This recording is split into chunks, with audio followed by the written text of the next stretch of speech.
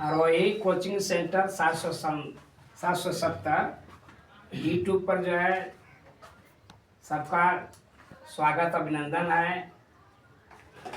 ये सवाल जो दिया गया है ये रेलवे परीक्षा में भी 2016 में पूछा गया है, लेकिन सवाल देखिए कैसे लगेगा। ये लिखा है कि दो क्रमागत सम संख्याओं का लघुत्तम समापवर्तक 144 है, संख्याएं ज्ञात करना है।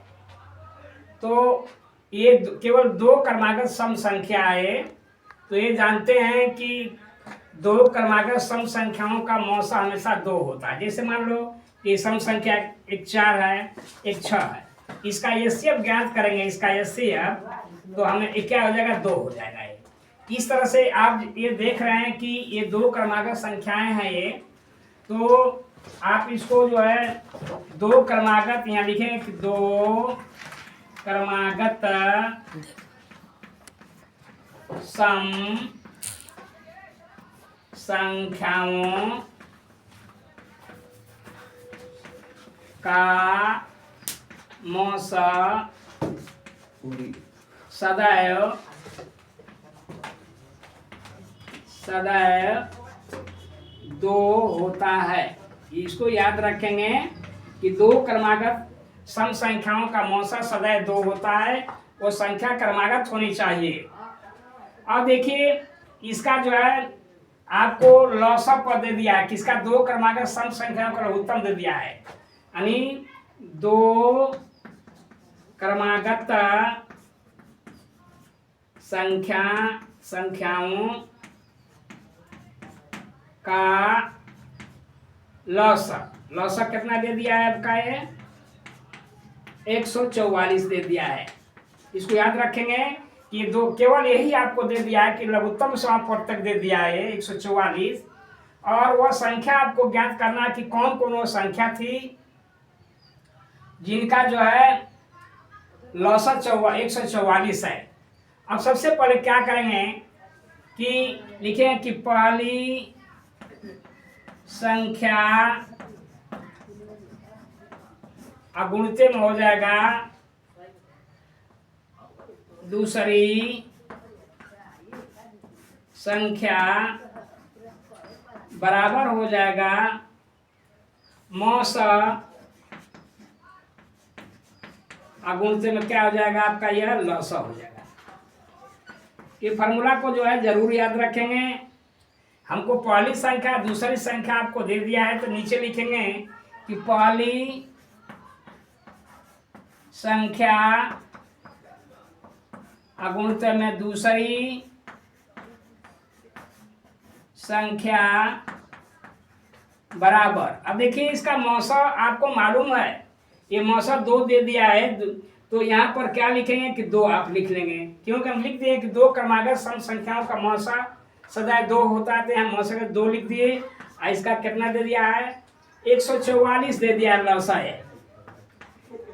अब हम क्या करेंगे कि संख्या हमको ज्ञात करना है, तो क्या करेंगे कि 144 का आप क्या करिए कि 144 का ऐसे लौसा ज्ञात कर लीजिए। आप देखिए 2 सते 14, फिर क्या हो जाएगा 2 दूना 4, फिर 2 से करिए, 2 3 6, 2 6 12, फिर 2 से 2 एकम 2, 2 8 16, फिर 2 से 2 9 18, फिर 3 से 3 3 9, 3 एकम 3, यानी 2 दूनी 4, दूनी 8, दूनी 16, 3 48, 48 यहाँ 144 होता है। तो इसको हम क्या करेंगे, कैसे लिख लेंगे हम कि 2 पहले से है, इसका हो जाएगा कि 2 गुणते 2 गुणते 2 गुणते 2, 1 2 3 4, फिर हो जाएगा 3, अब गुणते में क्या हो जाएगा 3 हो जाएगा ये।